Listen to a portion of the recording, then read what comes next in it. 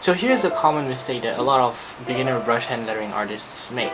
When they're using like their Tombow brush pen or any other brush pen that you use, when they're using their brush pen and they're trying to replicate the works of hand lettering artists that they admire, like for example Gemma O'Brien, Stephen Bradbury, Will Patterson, and they see how these rock star hand lettering artists create their work with their brush pens, and they question themselves, how do these people make such consistent and incredible work in such a short period of time?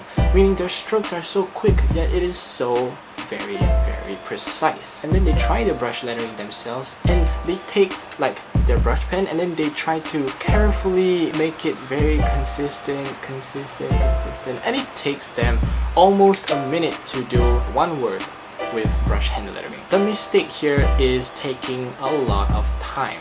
Brush lettering depends on the speed of which you letter. Speed actually creates little to no shake in your hand lettering. Notice how Gemma O'Brien and Stephen Bradbury, when they make thick strokes, they'll go like, they have very quick strokes.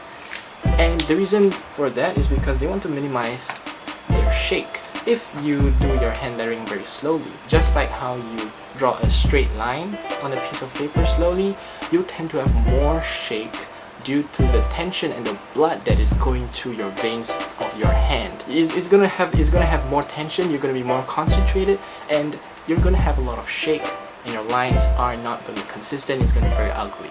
You have to study how your favorite hand lettering artists, they make their strokes with like around 0.003 seconds, and they can make a very consistent stroke. That's because their trick is speed.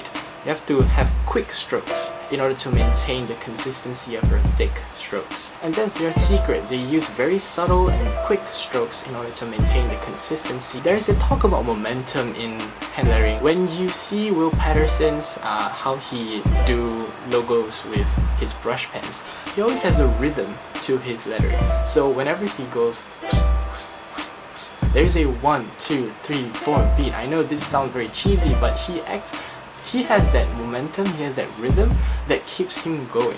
Try to get a constant rhythm to get yourself moving. Use that rhythm to maintain your consistency. I implore you to really study how Gemma O'Brien, Stephen Bradbury, Ian Barnard, Will Patterson, how they do brush calligraphy or brush lettering, whatever you call it. I implore you to really watch their hands carefully and how the motion of their hand affects their hand lettering.